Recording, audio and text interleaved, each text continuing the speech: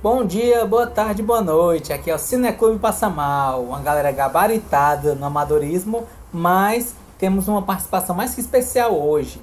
Mas antes de apresentar essa pessoa tão especial aqui presente, né, participando dessa análise, informar que quem está nos vendo, né, acompanhe nossas redes sociais, no Instagram, YouTube, inscreva-se, ative o sininho, comente, curta, compartilhe, acompanhe nosso podcast, Spotify, Amazon Music, Google Podcast. Informar que o filme a ser analisado contém spoilers, então se você não gosta de spoilers, evite, né? Se você não liga, então tá tudo tranquilo, certo? Então, sem mais delongas, apresentar Jean, por favor, poderia se apresentar para nossos espectadores? Legal. Primeiro, pessoal, obrigado, pessoal do Cineclube pelo convite, na pessoa do Davi, obrigado. Galera que está assistindo aí, desejo que vocês curtam o que a gente vai falar sobre esse filme que é incrível. Eu sou Jean, tenho 48 anos, sou um homem que me considero cis, para quem tem dificuldade ocular, eu sou um homem branco, olho verde, barbudo, careca, estou no meu escritório falando com vocês. E eu tenho uns trabalhos nas redes sociais muito legais. Eu tenho o Vida de Cinéfilo, que é o meu perfil focado para cinema e série.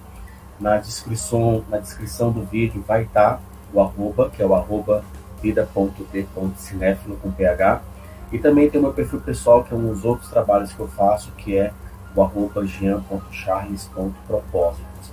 E nesses trabalhos, para você poder conhecer um pouco de mim, eu falo sobre recursos humanos. Eu tenho um trabalho específico sobre sexualidade humana, eu sou um entusiasta sobre a sexualidade humana. E também eu desenvolvo um trabalho sobre a prevenção e a pós-ação do suicídio. E todos esses três eixos que eu falei para você, RH, sexualidade e a prevenção do suicídio, eu sempre associo com debates, com filmes, com séries que tem um pano de fundo sobre isso.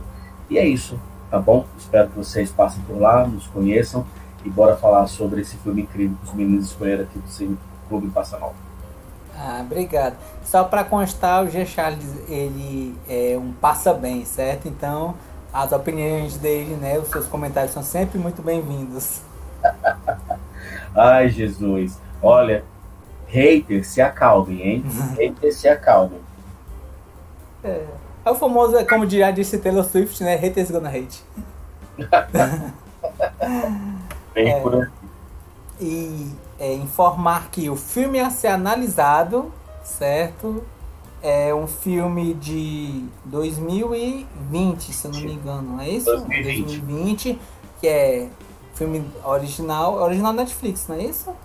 Ele é original Netflix, mas ele é baseado em uma peça de teatro também do mesmo nome, The Boys in the Band.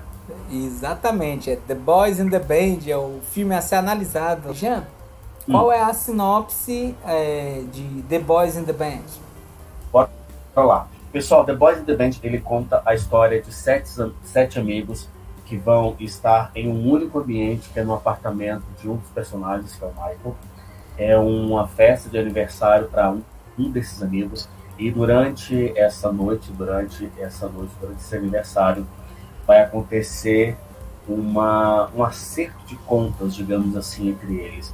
São amigos de longas datas, mas com muita história para ser resolvida, com muitos ataques pessoais, alguns remorsos pessoais, algumas verdades que precisam ser ditas e algumas mentiras que precisam ser reveladas. Então, é uma história, eu particularmente gosto muito de The Boys in the Band, porque eu gosto dessa temática de tudo acontecer num único ambiente, que é o apartamento.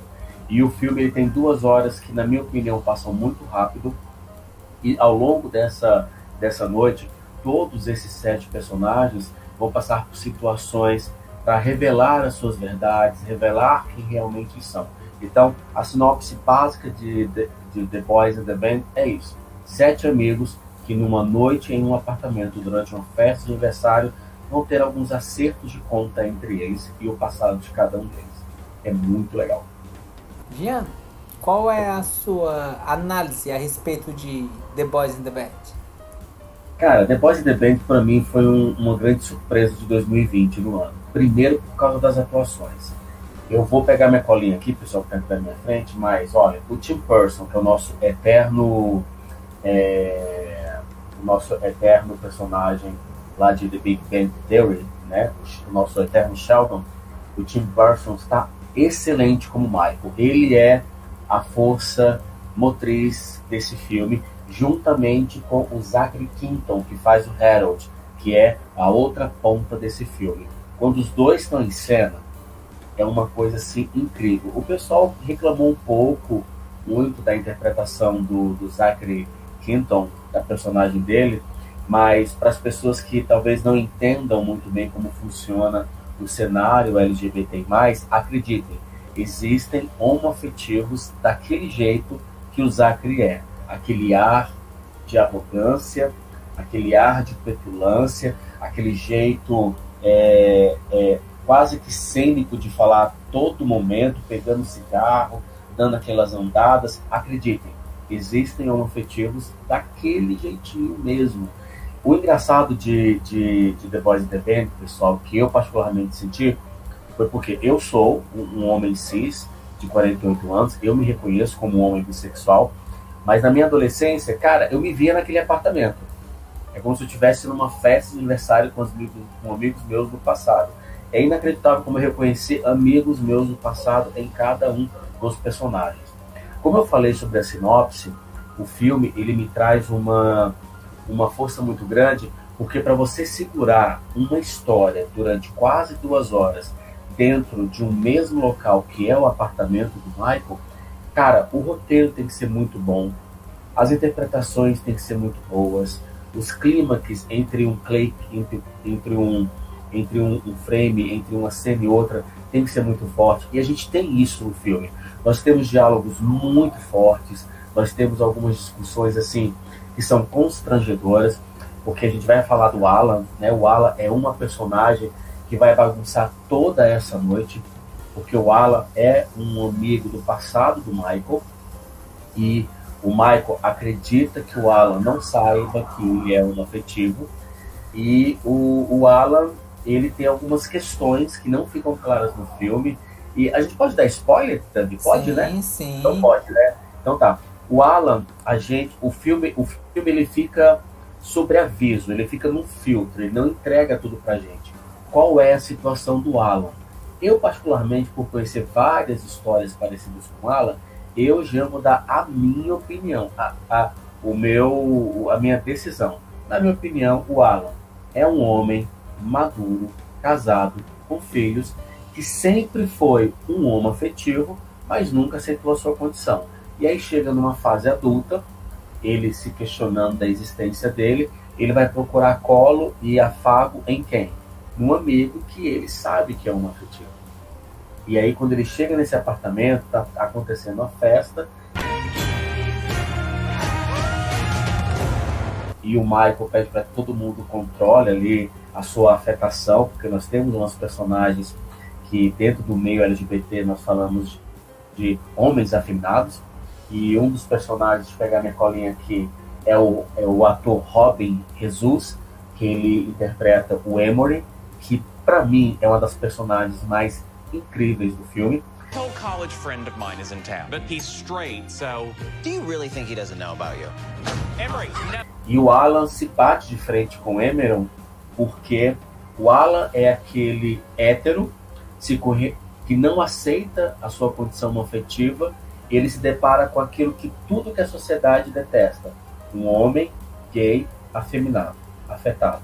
E isso pro Alan é insuportável. E aí, meu filho, acontece toda uma confusão durante o filme. Então, dando essa minha fala para você, dito isso para você, eu falo para você que a minha análise do filme, ela traz uma realidade muito dura à época do filme, porque o filme passa ali, a época do filme é anos 70, se eu não me engano, se passa na época dos anos 70. Isso. Mas para a realidade de hoje, a gente consegue ver muitas características daquelas crises, daquelas questões que são discutidas, de até eu ouvi certa vez de que a persona do Alan, ele representa a sociedade que, querendo ou não, suporta a homoafetividade, mas ela tem que ser uma homoafetividade igual o do Hank.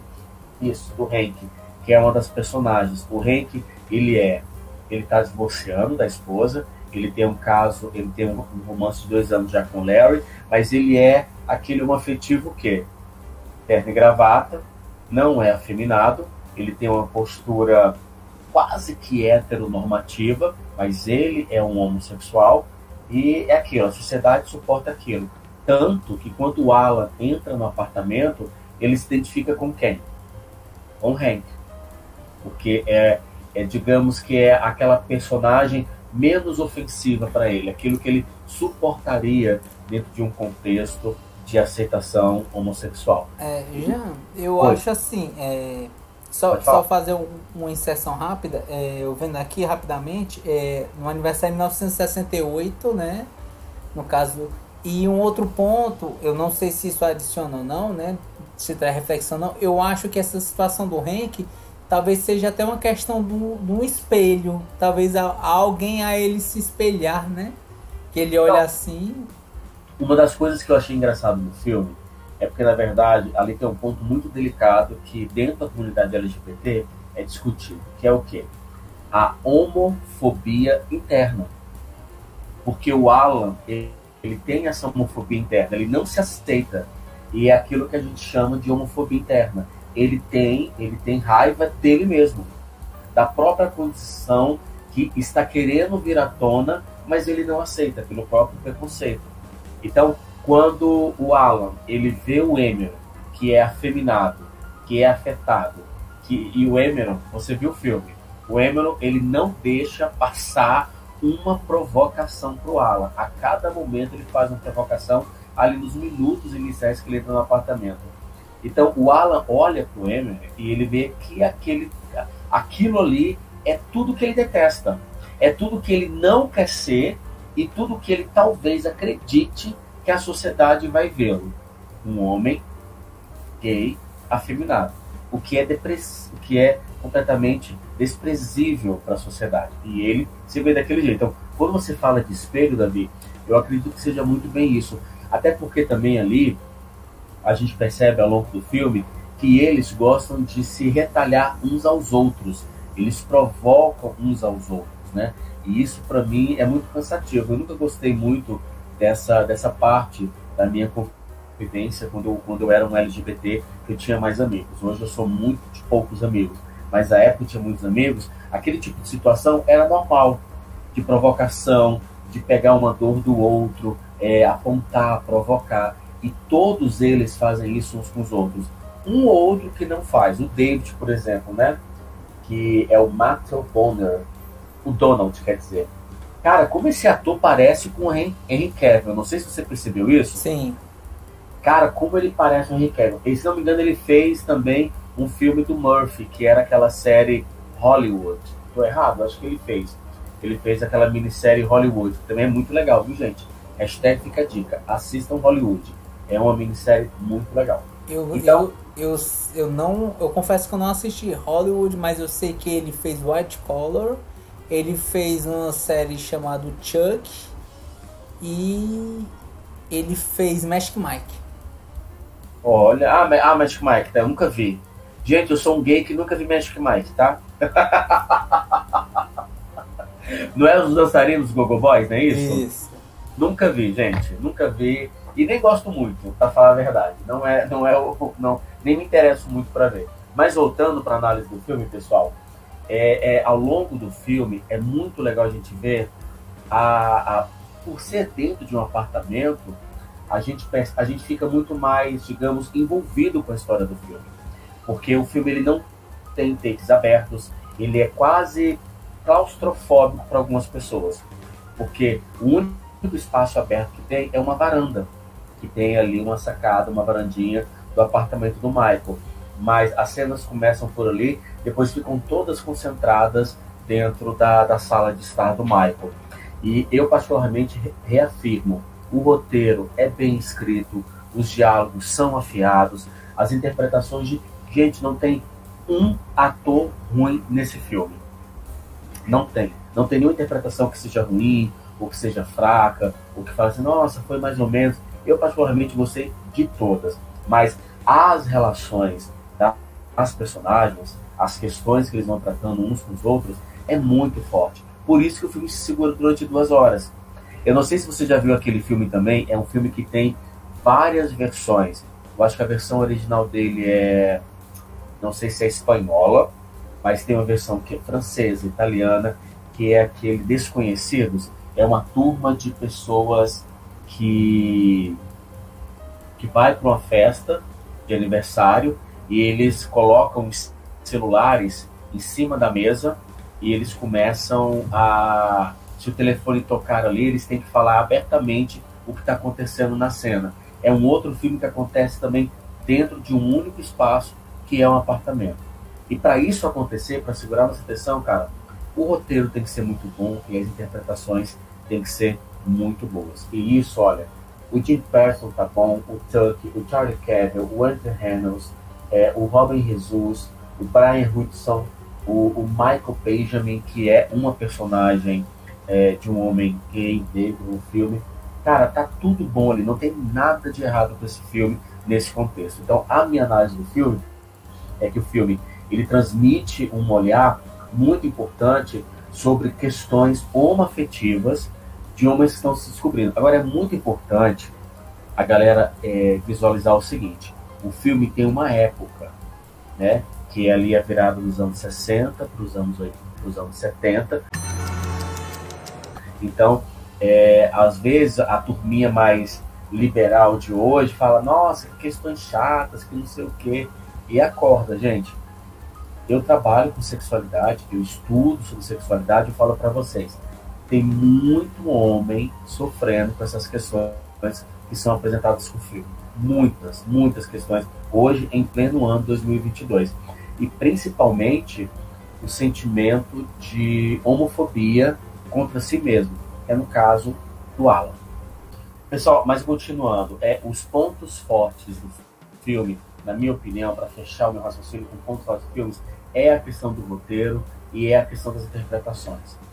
As falas são muito rápidas, os diálogos são muito rápidos, são bem afiados, e eles são assim, eles machucam as personagens. E eu arrisco a dizer que esse filme vai gerar gatilho em algumas pessoas que talvez possam passar por algumas daquelas questões. Gente, ponto fraco do filme, eu sinceramente, eu não consigo perceber algum ponto fraco no filme. A não ser, talvez, se a gente quisesse realmente entender qual é a real situação do Alan, da personagem, né? Que sempre vai ficar aquela coisa dúbia, vai ficar uma visão aberta para o público decidir qual era a questão do Alan. A minha questão é essa. Então, o ponto fraco é só mesmo que a gente queria saber qual era realmente a situação do Alan. Tem uma versão do filme, tem o teatro, né, a peça de teatro, mas, se não me engano, tem uma versão antiga do filme, dos anos 70, que eu estou muito curioso para ver. E eu quero assistir para depois até trazer um parâmetro, uma comparação com os dois filmes. Ó, pessoal, a nota do filme, eu vou dar uma nota 7, tá bom? Uma nota 7, é uma nota que eu acho que imprime muito bem o que o diretor quis fazer. E a gente sabe que é uma produção do Ryan Murphy.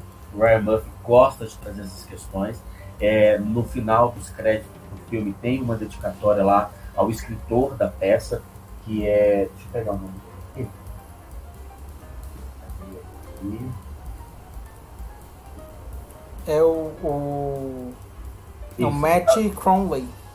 Isso, exatamente. Que ele escreveu o roteiro da peça e faz uma homenagem a isso. Essa peça foi muito interpretada lá na Broadway e tudo mais. Eu quero ver as outras versões desse filme, porque é muito interessante. Existem 3 pontos do filme que me marcaram muito, e isso até porque eu faço um trabalho de acolhimento dentro da área da prevenção do suicídio, eu faço um estudo sobre sexualidade nas redes sociais, então eu vou pautar 3 pontos que me marcaram muito no filme. Primeiro, o sentimento de homofobia interna de algumas personagens. Porque o Michael, mesmo por ser um homossexual assumido, ele tem questões de não aceitação. E ele utiliza o fato dele ser uma pessoa religiosa, católica, como se fosse algo para suprimir. Então, uma das coisas que me marcou muito nesse filme é a questão da homofobia interna de alguns personagens. Michael, principalmente do Michael, que é uma das personagens principais, interpretada pelo Tim Person, e também o personagem do Brian Hudson, que faz o Alan, que ele também tem esse sentimento de homofobia interna consigo mesmo. Um outro ponto interessante que me marcou muito é uma frase que o Michael fala quase no final do filme, cara, que é uma frase muito dolorida, é muito triste eu reproduzir essa frase, mas realmente é um sentimento que ainda tem. Existem muitos homoafetivos que possuem sentimento de não felicidade. Ele acredita que ele, por nascer homoafetivo, ele não vai ter uma vida feliz e ele vai acabar na infelicidade. E o Michael, ele reproduz uma frase dessa, né? Que eu vou parafrasear mais ou menos, que é assim: para você ver um gay feliz, se ele estivesse com um cadáver, não sei o quê. Cara, é horrível esse pensamento de que a pessoa, por causa da condição dela, por causa da orientação sexual dela, ela acredita que ela não vai ser feliz. E isso, a gente está falando novamente de um recorte, um filme que se passa ali na virada dos anos 60 para os 70, mas esse sentimento ali de infelicidade permanece hoje e muito. E eu falo isso de cadeira porque eu trabalho com a prevenção do suicídio e com a sexualidade. E existem muitas pessoas dentro do recorte LGBT+, que possuem esse sentimento de que nunca vão ser felizes. E para fechar isso, eu vou falar da discussão de uma fala, eu até postei no meu story hoje, revendo o filme, que é uma fala do Larry. Cadê o Larry aqui? Deixa eu ver. O Larry, que é o Andrew Hannels. Ele faz uma fala incrível sobre não monogamia. E aí, os seguidores do Cineclube Passa Mal, por favor, me perdoem. Eu estudo sobre sexualidade, gente. Então, a realidade é essa. Existe uma turma que não é monogâmica. Existem pessoas heteronormativas, existem homossexuais, homoafetivos, que não são monogâmicos, entendeu? Que não são, que são a favores do poliamor, são a favores de relacionamento aberto e por aí vai. E a fala do Larry, ele é muito legal porque ele bate o seguinte: por ele ser gay, ele sofre por isso, e por ser um gay que não declara fidelidade, ele é massacrado também. E ele exige respeito por isso. E ele ainda fala que ele ama o companheiro dele, que no caso é o Hank, que é a outra personagem que ele fala. Então, o discurso dele sobre fidelidade e não monogamia é uma coisa incrível no filme que me marcou muito. Certo. Então, assim, só pra eu ver se eu compreendi, né? Aí você me corrige se eu estiver enganado. Os três, vamos dizer assim, os três sentimentos que você teve acerca do filme foi... o primeiro é sentimento a respeito dessa questão que teve de homofobia interno, né? Que apresenta no filme.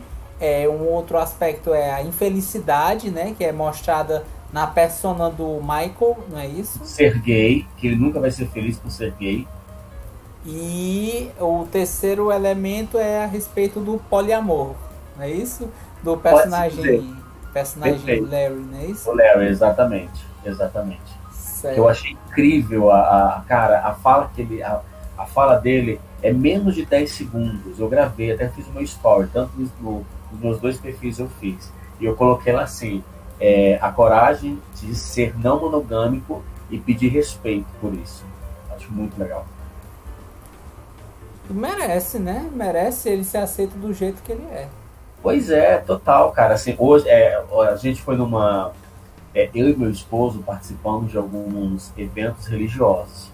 Não sei se isso vai pro vídeo ou não, mas a gente faz um vídeo, nós fazemos um trabalho de desconstrução do discurso fundamentalista religioso que diz que a Bíblia condena a homossexualidade. Então a gente desconstrói esse discurso que está na Bíblia, utiliza-se um método histórico crítico que faz análises sobre isso e que desmistifica toda essa paranoia desse discurso homofóbico dentro da Bíblia. E aí, no final de semana agora, nós fomos convidados para uma igreja, o meu esposo era um dos palestrantes, um dos convidados, fui convidado como professor. O meu esposo tem 6 livros escritos sobre Bíblia e homossexualidade, e eu sou da turma que faz as perguntas polêmicas para poder, sabe, que o debate pegue fogo, que o debate crie substância. E eu perguntei, eu não estou perguntando para vocês, palestrantes, se é certo ou correto, mas eu gostaria que vocês fizessem reflexões. As igrejas precisam falar sobre poliamor, relações não monogâmicas e os novos formatos de relacionamento. Imagina, dentro de uma igreja falando sobre isso, cara, é inacreditável. E necessário, né? Necessário chegar e falar, porque sendo uma casa, né? E sendo um estandarte, vamos dizer assim, de forma de moral, é importante que as pessoas elas sejam abertas para acolher, porque a igreja é para ter essa questão do acolhimento. Sejam acolhidos, a palavra é essa, Davi, acolhidas. Várias questões que a gente tem dentro dessa questão religiosa, que aí, voltando para o filme novamente, o Michael, depois da noite, né, toda aquela confusão toda, parece como que ele se sentisse impregnado de sujeira, de toda coisa ruim. Ele vai para onde no final da noite, da festa? Ele vai para a igreja, como se fosse uma autopenitência, ou então um ato de purificação. Ele vai para a igreja para se livrar de tudo aquilo que ele sofreu naquela noite. Aí percebe mais uma vez a negação de quem ele é, de que ele vive aquela condição, mas ele não aceita aquilo. E toda oportunidade que ele tiver para anular aquilo de alguma forma, e na vida do Michael, no recorte da personagem, ele usa o quê? A religião. Ele usa o quê? A religião para isso. E, Jean, tira uma dúvida. Você indicaria esse filme? Nossa, muito. Indico muito, gente. Indico para todo mundo assistir. Agora, é muito importante, e eu gosto de sinalizar isso, de que ele não é um filme para qualquer pessoa. Eu não vou me privar de falar isso, Davi. Não é um filme para qualquer pessoa. Tem gente que gosta de filmes que aconteçam cenas em outros locais e tal. E o filme não tem essa pegada. O filme ele acontece em um único ambiente, que é dentro de um apartamento. Os diálogos são acelerados, são afiados, eles são provocativos, mas essa que é a pegada do filme, porque a direção é tão dinâmica, e eu acredito que essa que é a pegada. Por estar dentro de um mesmo ambiente, a gente se sente inserido dentro da história. Eu estou me fazendo entender, Davi? Sim. Porque a gente está ali dentro daquela coisa, a gente não consegue sair, é como se a gente estivesse preso dentro do cenário do filme. E eu indico muito para todo mundo assistir. É muito bom o filme. Certo. E assim, Jean, aqui nos vídeos, né, de análise do Cineclube, a gente gosta de trazer uma pergunta, certo? Ok. Então, assim, trazendo essa pergunta, você vê a questão da complexidade das personas, né? Cada um deles, né? No seu, vamos assim, das suas profundidades a respeito de quem essas personas são, certo? Em alguns aspectos podem até causar um certo grau de empatia e, de uma certa forma, assim, um espelhamento, seja por suas qualidades ou defeitos, posto que os seres humanos são seres complexos também, certo? Exatamente. Então, trazendo essa pergunta, entre as personas que aparecem no filme The Boys in the Band, existe alguma delas no qual você olha e diz, sou mais parecido com essa persona? Pra você? Eu tenho na lata pra te falar. Cara, eu me identifico muito com Donald. Donald. Que é a personagem lá, que é o Matthew Burnett que faz. Eu me identifico muito com a personagem dele. Por quê? O Donald, ele é um cara que apronta, é um cara que faz que tem a vida dele, uma afetiva, ele é muito bem resolvido com aquilo. Ele até tem uma parte lá que ele mostra que ele faz um acompanhamento terapêutico, ele faz terapia por causa de crises de ansiedade que ele tem. Mas eu me identifico muito com ele por qual motivo? Porque durante toda a festa, ele não é o tipo que faz provocações, ele é o tipo que acolhe, ele é o tipo que cria, ele ameniza alguns momentos das cenas, entende? Mas ele não é de todo santo, tanto que ele é usado como traição, ele é um dos casinhos que o Larry tem fora do casamento. E a gente vê isso no momento que eles se revêem quando o Larry chega com o Hank dentro do apartamento. Mas eu me identifico muito com o Donald nesse sentido, é total. Porque até nas minhas festinhas que eu participava quando eu era adolescente, eu era aquele cara que ficava ali paradinho, eu aprontava, não era santo não, eu aprontava. Mas eu não era aquele que ficava provocando as pessoas, como tem no filme, porque eles se provocam muito, eles vão ali jogando, tocando na ferida de cada um deles o tempo todo. E se você me permite falar sobre a questão do espelhamento que você disse, é muito engraçado de que eu gosto muito dessa teoria do espelho, porque quando a gente não gosta de alguma coisa, não gosta de alguma atitude, ou se nós julgamos uma outra pessoa, hoje eu sou estudante da psicologia, então eu falo para você o seguinte, pode ter certeza, não é sobre aquela pessoa que está te incomodando, você está se identificando nela. Isso é muito difícil de ser aceito, é muito complexo, e no filme ele tem isso, entende? Sim.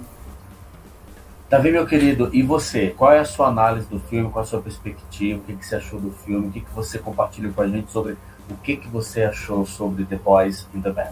Tá, obrigado, Jean. Obrigado pela sua participação mais que especial a respeito obrigado filme. Pelo né? E informar assim, The Boys in the Band, né? É um filme de 2020, né? Produzido pelo Ryan Murphy, né? Conhecido por outras obras como, por exemplo, acho que é o American Horror Story, né, que ele fez. Glee também ele fez nessa obra.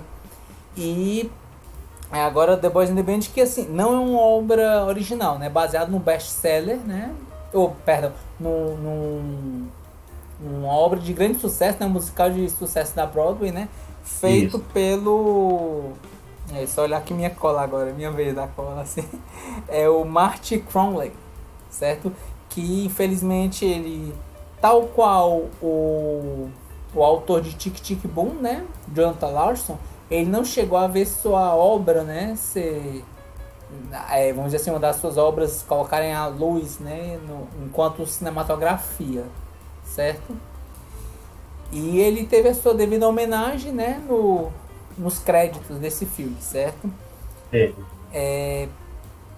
Esse filme, The Boys in the Band, ele tem um elenco muito afiado, eu concordo muito, certo? Nesse aspecto. São atores que são... E assim, inicialmente eu já vou falando que enquanto um homem hétero cis, certo? Se eu cometer alguma gafe, algum erro de pronúncia, eu já peço desculpas de antemão, certo? Peço desculpas por isso. A gente tá aqui para te... O núcleo LGBTI+, tá aqui para te assessorar. Pronto, agradeço. E assim, um cuidado muito interessante, muito legal que teve, né? Que chamaram os atores que são conhecidos no meio de Hollywood por serem, assim, são atores de muito sucesso e são atores gays, né? Isso, todo o núcleo que aparece, né? O Jim Parsons, né? Que faz o Michael. Eu acho que tem um deles que não é, só um que não é. Eu acho que se eu não me engano, eu acho que é o Hank. Não, o Hank é. É também? O Hank, inclusive o Hank, ele é parceiro do Larry na vida real. Eles são parceiros, eles são um casal no filme, eles são um casal na vida real. Então acho que fiz a leitura errada, perdão, gente. Mas acho que eu me confundi com outra obra então, que era mas enfim, continua essa análise, desculpa, Davi. Não, tranquilo. Inclusive assim, trazendo outras obras dos atores, né? O Jim Parsons, né? Ele é mais conhecido pela sua atuação que ele fez como Sheldon em The Big Bang Theory, né? Ele também fez Hollywood, se eu não me engano, e Estrelas Além do Tempo. Isso. Nossa, ele em Hollywood também tá muito legal. E o Matt Bomer, né, que fez o Donald, certo? Ele esteve em White Collar, ele teve Magic Mike, né? Ele teve numa série chamada Chuck também, né? Não o Chuck Brinquedo Assassino, o Chuck é uma série de comédia, né? De ação com comédia. Eu pensava que quando você estava falando de Chuck era do Brinquedo Assassino. Não, o Chuck é o Chuck Bartowski. É uma historiazinha interessante. Ele traz elementos como se fosse mistura de The Office com outros elementos assim de ação, né? Nossa, The Office é muito bom, gente. O Tuck Watkins, né, que faz a personagem do Hank, né? Ele, se eu não me engano, ele teve uma obra da Netflix, se eu não me engano, foi desse ano 2022, né? Que foi um couplet, que ele faz o personagem que ele é o cônjuge do personagem do Neil Patrick Harris, né? O Charles Carver, eu confesso, eu não conheço assim, tantas obras, nem o Charles Carver, que faz o Cowboy, quanto do Andrew Reynolds, né? Eu peço desculpas por isso. O Zachary Quinto, né? Ele é conhecido pela série Heroes, né? Que fez o Sylar. Ele também fez Cara, que saudade de Heroes. É muito boa a série. Não é? Pena que desandou ali nas últimas temporadas, mas a primeira, a segunda... Foram quantas temporadas, você se lembra? 5? 4? Eu de cabeça não sei informar. Nossa, mas Heroes é muito bom, né, Davi? Sim. E outros assim, fez Spock também, né? E se eu não me engano, o Robin De Jesus, né? Ele fez o Tic Tic Boom também, né? Como o amigo do Jonathan Larson, né? O amigo e assim, ele dividia, né? O apartamento com ele era roommate dele, era companheiro, como é que eles falam? Roommate. Isso. Nossa, muito legal ele. Eu confesso que os outros atores, né? O Michael Benjamin, que faz o Bernard, e o Brian Hudson, que faz o Alan McCarthy, né? Eu não conheço outras obras que eles fizeram. Certo? Então, assim, trazendo esses elementos, né? Da importância dele enquanto algumas obras que eles fizeram em Hollywood, trazendo para eles, a gente pode dizer que tem um elenco afiado de atores que eles são conhecidos em outras obras, certo? E eu também trago a respeito disso que esse é um filme de 2 horas e 55 minutos, se eu não me engano, né? Como eu concordo muito com o que você disse, no sentido de que é uma obra que normalmente ele fica boa parte do tempo em um take só, né? Um canto principal, que é o apartamento, né? É até uma coisa assim, teatral, se você para pra pensar. Literalmente. Né? Isso, exatamente. É uma produção com uma pegada teatral, bem falado. E assim, dá pra você tentar verificar que tem como se fosse 3 atos essa história, né? O ato pré-festa, né? Que você vê toda a animação dos personagens antes dessa festa. A gente tem o da festa em si, né? O ato da festa em si. E o terceiro ato vamos dizer assim, são os confrontos, né? Relacionados com o jogo e as consequências pós-jogo. We'll have to call the one person we truly believe we have loved. Vamos dizer assim, pelo menos para mim eu consegui visualizar nesses 3 partes. A respeito do filme, certo? Esses 3 aspectos, eu acho interessante também a complexidade que são as suas personas. O Michael, por exemplo, né? Eu vejo ele sobre essa questão do o católico, né? Que ele tem problemas com envelhecer e ele tem, conforme o filme vai passando, ele costuma ser a pessoa que é o do contra do grupo, né? E que aparentemente ele nutre uma certa paixão pelo Donald, né? Essa questão dos olhares. O Donald, ele é um aficionado por leitura, né? E por conta de algumas das suas, vamos dizer, eu vou chamar assim de neuras, né? Suas angústias, né? Ele trabalha como faxineiro para ele poder ter tempo para cultivar suas paixões, que no caso são as paixões por leitura, não é isso que é demonstrado nesse filme. E o Hank, né, ele é o namorado do Larry, ele é uma pessoa que você vê que ele se veste de muito mais formal, ele é introspectivo e ele tem ciúmes do Larry, né, que é o companheiro dele, e ele estava há 2 anos, né, com o Larry, né, morando juntos. Ele tem 2 filhas, se eu não me engano, e ele estava separado da esposa. É isso? No caso, o Larry, ele é o namorado do Hank, né? Ele é praticante do poliamor, certo? E pede respeito por isso, né? Ele tem essa questão do discurso. O Cowboy, a gente não conhece o nome dele, conhece como Cowboy. Ele é o alívio cômico do filme, né? Ele é o garoto de programa ali contratado com um presente pro Harold. E é meio lentinho no pensamento, assim, tem um pensamento Lentinho, um pouco mais... não, o cara é um dumping, né? Né? Como fala, nem vou reproduzir em português, tá, gente? Quem for aí, você sabe o que eu tô falando, é um verdadeiro dumping mesmo. Ou então esse daqui, né? Loser. O Harold, né, que é o aniversariante do filme, né, que Happy birthday. faz 32 anos. Essa questão, ele se declara como judeu, né? Ele morre de medo de sofrer represários, né, enquanto na sociedade, tanto que para ele sair de casa ele precisa estar chapado ou alcoolizado. E ele fala a respeito disso no filme. É incrível, né? A questão do medo de como, de certa forma, a sociedade, né, vai tratar ele, né? E que ele é bem aberto quanto a isso, né? Fora isso, ele mostra que ele tem certas questões dos problemas de pele, né, no rosto, né? E que ele gosta de importunar o Michael, né? Ele diz assim, ele faz parte dessa questão do joguinho, né? O yin yang, vamos dizer assim, né? Uma das coisas que eu percebi dos dois é que eu acredito muito que o Michael eu acredito que o Michael já teve um relacionamento com o Harold e que o Michael ainda tinha uns sentimentos pelo Harold. Eu acredito que sim. Isso pra mim é um viés no filme. Sim, sim. Há uma certa fagulha ali de paixão, né? Porque são essas questões que às vezes em relações amor e ódio podem não necessariamente estarem separados, né? Não. Podem estar... Tá tudo junto. Tudo junto. Junto interligado, exatamente.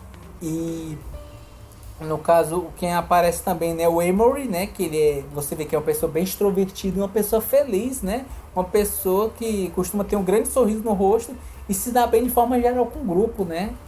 E um coração imenso, né?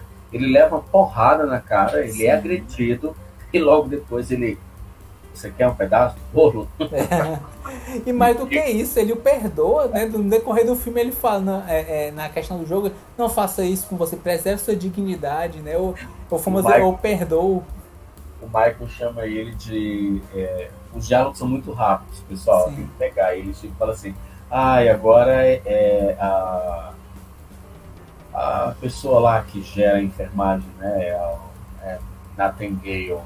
Ele fala o nome da primeira enfermeira que surgiu no mundo. É muito engraçado isso, gente. E além disso, né,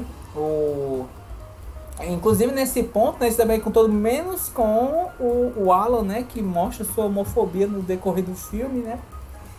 A gente também vê quem?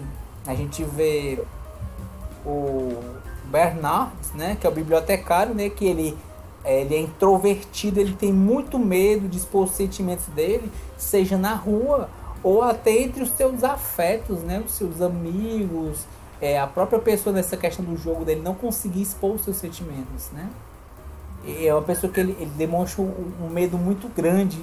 Você acha interessante explicar para o pessoal qual é o jogo? Apesar que eu fiz a pergunta para você, mas você acha interessante a gente explicar o que é o jogo? Eu acho, esse é um dos pontos que eu inclusive coloquei enquanto texto, né, minha análise, que eu não vou explicar o jogo por um motivo. Exatamente, para que as pessoas que não viram o filme assistam o filme. Porque então, quem assistiu o filme sabe o que se trata o jogo, e quem não assistiu, assista o filme, porque é um ponto muito interessante a respeito e que as suas consequências trazem todo vamos dizer assim, igual a música da Billie Eilish, né? The Party's Over, né? Existe toda uma felicidade pré-festa, existe a festa, existe a felicidade, mas após a festa, muitas vezes o que tem a ressaca e a melancolia. E muitas vezes por essa consequência do que é o jogo, né? Que é mostrado nisso. Certo? Certíssimo. E no caso também, o Alan, né, que é mostrado no filme, que é amigo de faculdade do Michael, né, que ele mostra assim, um homofóbico, ele bate em Emory pra mim, na minha concepção, por não aceitar quem o Emory é, pelo menos no aspecto inicial. Mas no decorrer do filme, eu acabo por ver e descobrir que, na verdade, ele não se aceita. É isso, o Alan ele não se aceita. Descobrimos assim, pelo menos dessa questão dele não sair do armário, né? E ele é uma negação muito grande. E nesse aspecto com que ele se dá bem, né? Que o Michael ele fala, por favor, não se exponham tanto, não sejam quem vocês são, né? E o Hank, ele tipo, o Hank fica muito mais, eu vou ser eu mesmo. Ele é muito mais na dele, né? E existe um trecho de uma música que é assim: Narciso acha feio que não é espelho. E nessa frase do espelhamento, eu acho que o Alan, ele gostou muito mais do Hank por essa questão do espelhamento, e ele sentiu uma certa atração pelo Hank. Tanto que o Larry vê isso, e você vê que o Larry tem ciúmes por essa questão. Né? Verdade. E aí o que acontece nesse aspecto, a respeito do filme, certo? No caso, ele descobriu que ele não saiu do armário, que provavelmente está causando a infelicidade dele, né? Então, o filme, para mim, ele tem esses 3 atos. O filme que ele começa feliz, né? Primeiro ato na pré-festa. E conforme os acontecimentos passam, certo? No meio da festa, a gente vai vendo a transição de que, para mim, parece ser uma comédia, virar um drama, certo? E cada vez vai aumentando, ficando mais denso e mais pesado nas suas conversas, certo? De uma forma geral, principalmente quando trata-se do terceiro ato, que é o jogo, todos são confrontados com seus desejos. E ao final da festa, vemos como eles lidam com as consequências do jogo, certo? Jogo esse que, como foi perguntado anteriormente, certo? Eu prefiro não falar para que os espectadores que não assistiram o filme o assistam, porque uma parte do filme que é muito rica e que é muito interessante para poder mostrar assim o que é a profundidade, né, a complexidade de seus personagens enquanto seus sentimentos, certo? E eu acho que é mostrado esse jogo, né? Eles precisam lidar com as suas próprias cargas, seus próprios traumas, e muitos deles o fazem, outros não o fazem. Seja porque eles tinham medo, seja porque eles já estavam bem tranquilos contra isso, talvez porque não queriam fazer parte do jogo. Isso aí são conjecturas. A questão é, no início da festa, felicidade. No final, a ressaca e a volta de suas vidas, né? The party's over. Alguns voltam para o que eu gosto de chamar de muletas emocionais. O próprio Michael, ele fala, né? Ele começa com as suas roupas chiques, né? Ele fala, é um cardigan, isso é um cachemira. Mas você vê que ele chegou a falar, eu só me senti realmente feliz dentro do avião, né? E ele deve muito, porque pra mim eu vejo que essa questão dele pentear o cabelo, né? Que o Michael fala, pentear tantas vezes, né? Para esconder a velhice. E essa questão de viajar várias vezes são as muletas emocionais. E todos os personagens, de uma certa forma, têm certas muletas emocionais. Esse pensamento que eles têm de que depois dos 30, a partir dos 30 eles já são pessoas velhas, eles estão envelhecendo. Gente, que pensamento mais... Assim, apesar que hoje ainda tem esse pensamento, né? Principalmente nas redes sociais, o etarismo, por exemplo, com pessoas acima dos 40, acima dos 50, mas tem um pessoal mais bem resolvido que não se importa com isso não, mas no filme fica muito claro esse medo de envelhecimento que eles têm. Sim. E aí o que ocorre nessa questão do filme, certo? Eu também, essa questão das muletas emocionais, eu acho muito importante falar a respeito do Donald, né? que ele é o Matt Bomer, que ele é a primeira pessoa que fala as suas neuras, né? Os seus complexos, os seus problemas. E no decorrer do filme, pelo menos pra mim, ele é o personagem que eu vejo que ele é mais centrado. Ele é muito mais bem resolvido nas questões que ele tem, os problemas que ele tem, de que ele tem que saber lidar com os problemas que ele tem, né? Ele fala essa questão que ele vai ao psicólogo, né? Ele tenta se tratar, essa questão do trabalho dele é exatamente, tipo, dando esse exemplo da muleta emocional, são os livros dele, né? Ele tem essa paixão pelos livros, que ele gosta muito de ler, e para ele ter esse tempo próprio para ele, né? Ele trabalha como faxineiro, certo?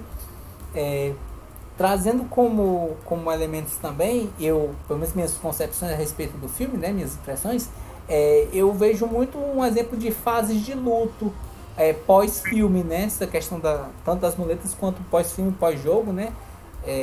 Que no caso, no filme a gente vê questões de depressão. Eu acho que o Michael, ele, no final do filme, quando ele corre, né? A cena dele correndo, e a questão dele antes de tomar o Valium, né? Ele tem muito dessa questão da depressão para ele, né? Ele entra numa depressão muito grande. Ele tenta lidar na forma dele, como ele tenta, né? Que tentando manter-se afastado, indo para a igreja. São as muletas emocionais dele, vamos dizer assim, a válvula motriz do qual ele tenta lidar. Mesmo aquilo sendo danoso, não trazendo o aspecto final, né, das fases do luto, que é a aceitação, ele tenta se segurar nessas muletas emocionais. Pelo menos é a minha concepção a respeito disso, certo? Eu vejo a questão, por exemplo, do dono de aceitação, né? Você vê que ao final da festa ele está lá dentro da casa, lendo seu livro, tranquilo, pleno, né? Eu vejo essa questão da barganha em alguns aspectos, do próprio Michael também, né? Que ele vai para a igreja tentar barganhar essa fase do luto para tentar se sentir melhor, né? O Emory e o Bernard, né? Eles vão jantar, né? Após isso, tentar fazer uma barganha. Minha concepção, minha barganha para poder eles lidarem com os sentimentos pós-jogo, né? Qual eles sofreram, estavam sangrando. Numa discussão que tem lá entre o Bernard e o Emory, é muito engraçado como que eles não percebem que eles se machucam com aquelas brincadeiras, e o Bernard fala uma coisa assim tão dolorosa pro Emory, né, que eu permito que ele me trata assim para que ele não se sinta tão rebaixado. Nossa, é uma coisa meio louco esse pensamento de que você permite ser humilhado para que o outro não se sinta tão rebaixado. Cara, é muito louco isso. E para você ver como isso é algo que mostra a ferida emocional que cada uma dessas personagens tem. É quase poucos espinhos, né? Eles se machucam, mas eles se mantêm unidos, estão juntos. Exatamente, né? Verdade. E pelo menos nesse aspecto eu vejo quanto barganha, né? Essa questão das fases de luto. No caso eu falei exemplo de depressão, aceitação, barganha, né? Existe a questão da raiva que a gente vê no Alan, né? Nessa questão da briga, que é mostrado, né, que ele bate no Emory. E os aspectos eu falei aceita, existe a questão da negação também do próprio Alan no final, né? Ele se nega, e para isso ele vai de novo beber sozinho na sua muleta de beber, tentar negar quem ele é, e posteriormente eu acredito, né, que ele vai conversar novamente com o Michael, tentar manter contato com ele, mesmo com todos os seus problemas. E veja, uma coisa que eu conversei em off, né, com outros amigos num debate do Cineclube, vejo o quão doloroso é o Alan entrar nesse aniversário, né, do Harold, que é assim, é um ambiente do qual eles podem ser eles mesmos, né, que eles não têm esses grilhões da sociedade. Então você imagina você trazer um cara que poderia ser uma representação da sociedade para dentro dessa festa. É um momento que eles podem ser eles mesmos, que eles podem ser felizes, dançar, rir, falar sobre o que eles gostam, né? E eles não podem fazer isso porque um cara resolveu chegar na festa. E aí pronto. Exatamente. E vejam só, quando Por chega... isso, por isso que é engraçado, por isso que eu vejo que, igual você disse, eu reafirmo, que o Alan é como se fosse a metáfora realmente da sociedade. Ele chega ali para poder impor um olhar crítico, um olhar preconceituoso, um olhar de julgamento. Sim, e veja o quão complexo que é a situação, que a pessoa que foi o primeiro a confrontar, por ele tentar ser quem ele é, e vamos dizer assim, e tentar fazer piadas rápidas a respeito disso, foi o Emory. Consequência, ele sofreu socos, né? Ele apanhou, e aí que veio o medo instaurado. Como vamos lidar a respeito disso, se quando a pessoa tenta ser quem ela é e tenta responder de volta a críticas que sofre, o que acontece? A pessoa é espancada, né? Muito triste essa situação, certo? Trazendo todos esses elementos e considerações, eu acho que são pontos fortes, certo? Como ponto fraco que eu posso trazer para esse filme, eu confesso que eu tive dificuldade de entender quem era o primeiro personagem do filme, que era o Harold, e eu também tive dificuldade de decorar o nome dos personagens, mas isso é algo particular meu, certo? Talvez as pessoas consigam, mas quando você traz muitos elementos, muitos personagens que eles são ricos, que eles são pontos importantes no filme, né? Pelo menos eu vejo a importância maior de você tentar decorar o nome dessas pessoas, né? Você pode passar batido, mas você vai perder um pouco mais desses elementos. O feito do filme também é importante trazer para algumas pessoas, né? Talvez mais puritanas, para não ter um choque inicial.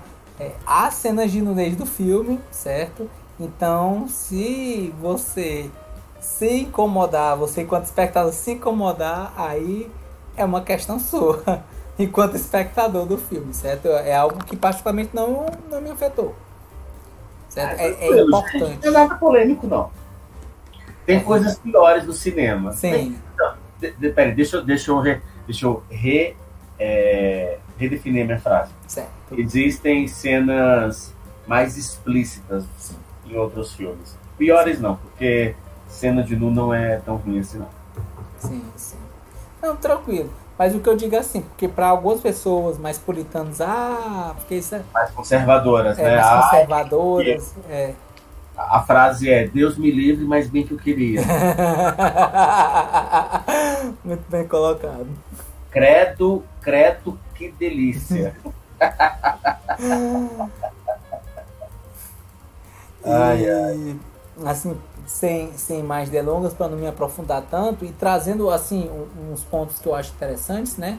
O criador, né, o roteirista do filme, eu tenho a impressão que o Michael, ele é uma persona, como se fosse a persona do March Crowley, né?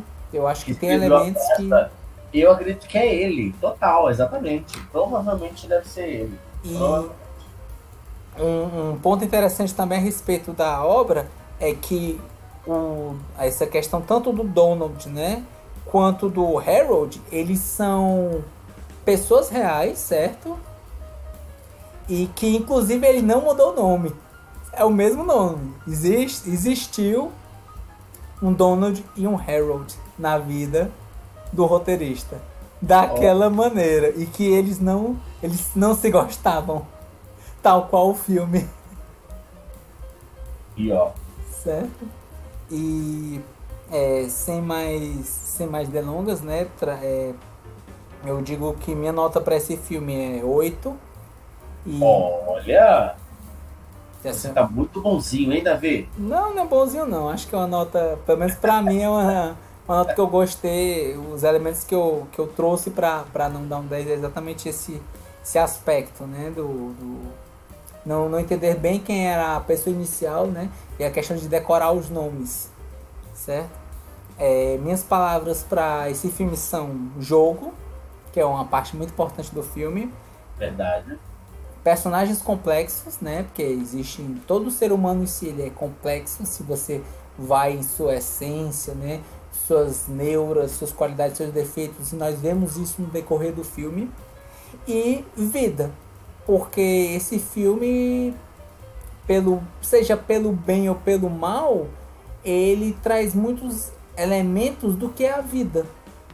É a questão da sua amizade, as amizades, muitas vezes que ajudam, muitas vezes que são tóxicas, né?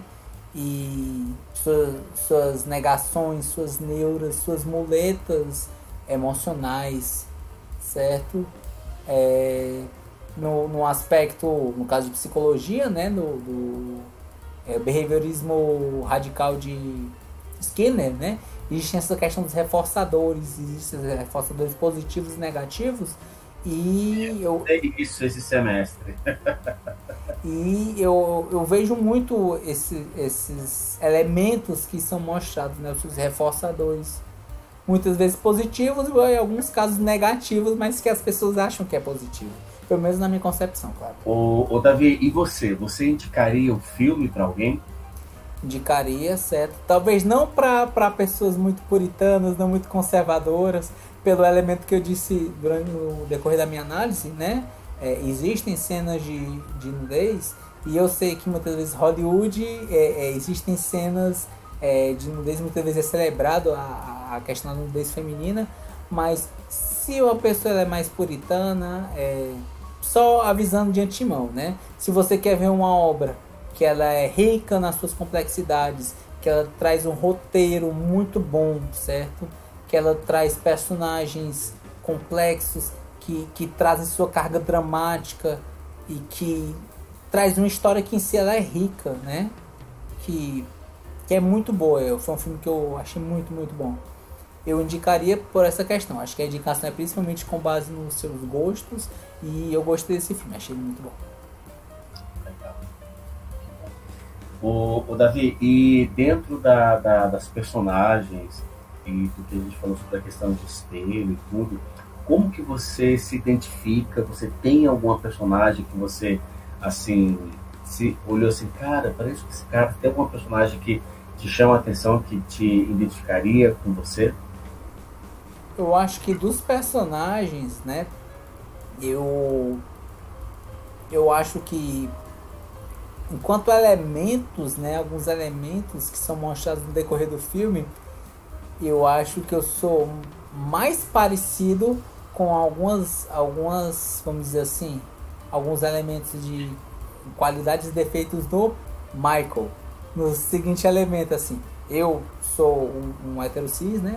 Eu sou católico, e assim, tal qual o personagem. E o personagem, uma crítica do Harold que eu acho muito engraçado e que eu olhei e disse, nossa, que curioso, você é o do contra do filme.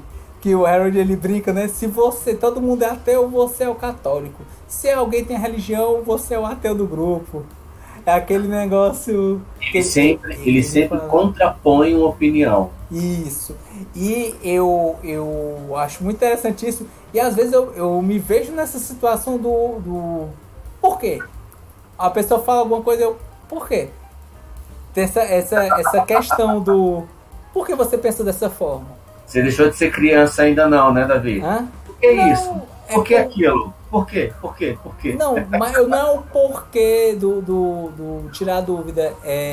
Eu gosto de trazer esse questionamento da pessoa, entendeu? Para uma pessoa falar, por exemplo, alguma coisa assim, e eu tentar trazer o contraponto. Fundamentar a opinião dela, né? Fundamentar a opinião dela, né?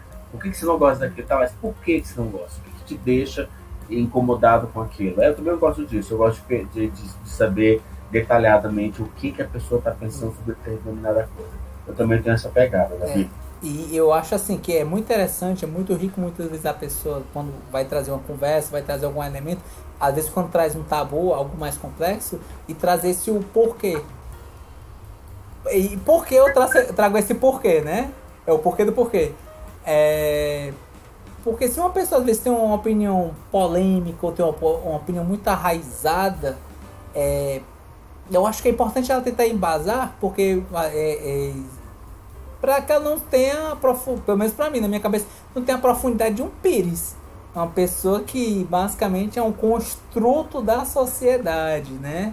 E você tem opiniões que são suas mesmo, ou são opiniões que são jogadas por outras pessoas? E é isso que eu muitas vezes eu trago nessa questão do questionamento, né? de tentar trazer elementos, de enquanto ver o próprio exemplo de ver outras obras, de ver obras, por exemplo, a questão que eu... filmes, estilo de filmes que eu não gosto de filmes com longos takes contemplativos, mas mesmo assim eu os vejo. Por quê? Porque eu sei que eu tenho que sair da minha zona de conforto. Porque eu sei que eu posso tentar pegar por outros elementos do filme e eu posso ser agraciado com uma grande obra. Um exemplo anterior que teve é o filme Stalker, que ele tem longas cenas contemplativas e eu gostei muito porque tem um roteiro muito bom, certo? Então nesses elementos eu me vejo nessa questão do Michael, né? Nesse sentido. Nossa, legal. Então, estamos encerrando, né, nossa análise, certo? A nível de curiosidade, né, a nota final do filme ficou 7,5. A nota passou na média, né? Passou na média. E IMDb. O IMDb, a partir de 7 é um bom filme. É um bom filme, eu achei ele um bom... Aqui em casa, eu não sei vocês, o pessoal que está assistindo e você, Davi, mas aqui em casa, meu esposo não assiste nenhum filme com nota abaixo de 7. Ele sempre, para ele, a lista dele é IMDb. Se tiver 6,5, ele não vê. Tem que ser de 7 para cima. O meu esposo, ele segue crítica. Se a crítica falou mal, filho, ele nem perde tempo. Eu não, eu já sou farofa. Eu vejo para poder falar mal. Exatamente. Inclusive, eu vou trazer um elemento, eu acho muito interessante, né? A minha namorada, né? Beijo, Camila. Ela gosta, também tem essa questão de ver, às vezes, uma obra, mesmo que ela não goste, porque esse elemento de eu quero falar mal com propriedade. E eu tenho isso também. Camila, pensa igual você, Camila. E esse é um aspecto também que eu tenho, né? Às vezes eu vou ver uma obra, boa, eu não sei, mas eu vou ver. Porque pelo menos se for ruim, eu vou olhar e dizer, nossa, realmente é uma obra ruim. Mas eu vou ter um embasamento para dizer, eu fui, eu vi e eu posso falar. Certo? Por aí. E antes de terminar o encerramento, agradecer novamente o Jean, né? Para vocês do YouTube que não sabem, né? Eu participei uma vez de uma live, né? Tava em 2021, se eu não me engano, né? Uma live de Halloween, né? Com a Karen também, né? Do Louca dos Filmes, né? Louca dos Filmes, ela é ótima. E no canal no Instagram, né? Na live do Vida de Cinéfilo. Isso. E o Jean, ele abriu as portas, né? Vida de Cinéfilo. Né? E ele abriu suas portas, né? Deu a oportunidade de a gente poder trazer o Cineclube para outras pessoas no Instagram. E nós somos muito gratos por isso, Jean. Muito obrigado, certo? E nada, tamo junto. Certo? Um apoiando o outro nesse mundinho virtual. Nessa ótima pessoa, esse ser iluminado que você é. Então nós agradecemos muito por isso. Obrigado, meu querido. Eu que agradeço o convite. Eu reforço aqui para que o pessoal conheça o meu trabalho, tá bom? O trabalho, eu vou baixar aqui a câmera para você poder ver, ó, aqui, ó. Esse é o perfil. Vida de Cinéfilo, com PH. Na descrição aqui do vídeo vai estar mostrando o arroba direitinho. Que esse trabalho do Vida de Cinéfilo, ele primeiro começa no meu trabalho do meu perfil pessoal, que é o arroba jean.charles.propostas, que eu reforço novamente lá no meu perfil pessoal. Eu tenho 3 eixos de trabalho. Na área de recursos humanos, estudo sobre a sexualidade, criando diálogos e reflexões sobre a sexualidade humana, e a prevenção e a apologia do suicídio. E desses 3 eixos de trabalho, o Vida de Cinéfilo, ele vem engordando esse trabalho, encorpando esse trabalho, porque a gente pega filmes, pega séries, com temas, com pano de fundo de algum tema, desses 3 eixos de trabalho. Então, convida lá para você conhecer, que é um trabalho muito legal. Se você quiser uma palavra específica, eu sou um cara do empreendedorismo social, tá bom? Meu trabalho na rede social é completamente social. Muito obrigado novamente, Jean, certo? Sigam, certo? Sigam o Instagram, certo? Jean Charles Propósitos e Vida de Cinéfilo, com PH. Com PH. Mas eu te verei então. Também reforçar para novamente, né, nossos espectadores acompanhem nossas redes sociais, Instagram, YouTube, inscreva-se, compartilhe, ative o sininho, comente, certo? Curta, acompanhe nossos podcasts, Amazon Music, Spotify, Google Podcast. E Jean, nós gostamos de sempre trazer, a gente tem uma frase pré-pronta desde o início, né? Do início do YouTube, já que remonta a 2020, que é a palavra, certo? Que as pessoas devem escrever no comentário. Então, trazendo a frase clássica, para quem teve a pachorra de assistir esse vídeo até o final, o que é que o espectador ele tem que escrever? Qual é a sua dica para a pessoa escrever nos comentários desse vídeo? E a gente vai identificar que ela assistiu até o final, é isso? Isso.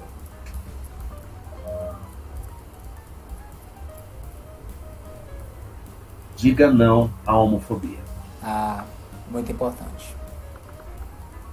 Diga não à homofobia. Essa é a frase que você vai colocar aí no final dos comentários. Diga não à homofobia. E com essa frase tão importante, certo? E que traz essa carga tão necessária para todas as pessoas, certo? Para que todos nós somos seres humanos, com as suas complexidades, e todos nós queremos, no final, uma coisa só: ser felizes, certo? E com isso, nós agradecemos a todo mundo que nos acompanhou e valeu! Tchau, gente.